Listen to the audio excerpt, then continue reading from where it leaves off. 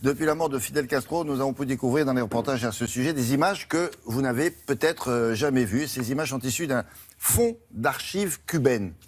Et c'est resté là-bas pendant des années, classé par l'UNESCO, et que notre copine, notre cousine, l'Institut national de l'audiovisuel, l'INA, a en charge de restaurer. Et vous allez voir, Laurence Beauvillard s'est rendue sur place et a pu approcher de près ces précieux documents. Regardez bien. Dès son arrivée au pouvoir, Fidel Castro va créer un institut cubain des arts et de l'industrie cinématographique, l'ICAIC. Que por sí misma se explica. Une manière efficace de gérer la propagande et de tenir informés les Cubains de l'actualité internationale. Revisité bien sûr par la censure cubaine.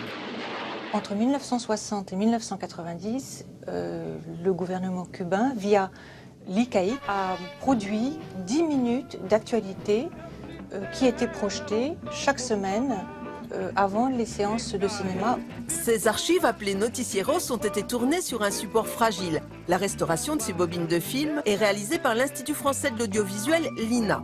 Ces actualités cubaines sont des témoignages exceptionnels inscrits au registre des mémoires du monde par l'UNESCO.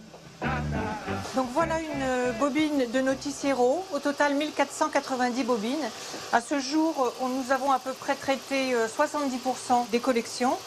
Ces bobines donc, sont restaurées mécaniquement et nettoyées à Cuba. Elles traversent ensuite la mer et nous réalisons la copie numérique et la restauration numérique. Ça c'est le scanner, absolument. Et donc avec le poste de visionnage et de contrôle pendant que la bobine est numérisée. Ce sont des images d'un conflit au Nicaragua où on voit la livraison de matériel de guerre. On a vu aussi une rencontre avec Brejnev. Dans les noticieros, il y a beaucoup d'extraits en lien avec les révolutions mondiales et le soutien aux peuples opprimés.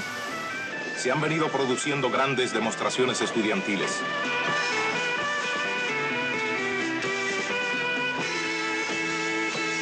Les actualités cubaines, en fait, sont très larges sur les thématiques qui sont portées. C'est bien sûr un instrument de propagande de la révolution, des campagnes d'alphabétisation, puisque c'est quand même une des caractéristiques de Cuba, cette alphabétisation à outrance et réussie de la population. Et sinon, il y a des reportages plus de fêtes ou de musique. Donc ici, Mango Santa Maria.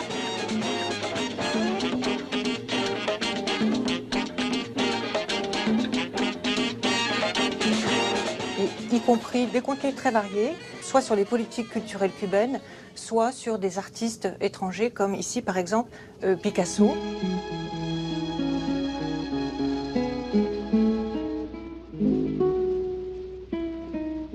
Ces jours-ci, l'INA a été contactée par les télévisions du monde entier afin d'obtenir des images inédites de Fidel Castro, des images découvertes dans ces noticieros.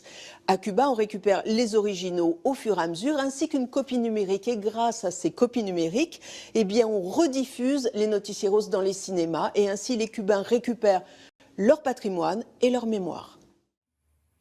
Voilà, si ça vous intéresse, je vous signale que ces archives sont consultables librement sur le site de l'INA.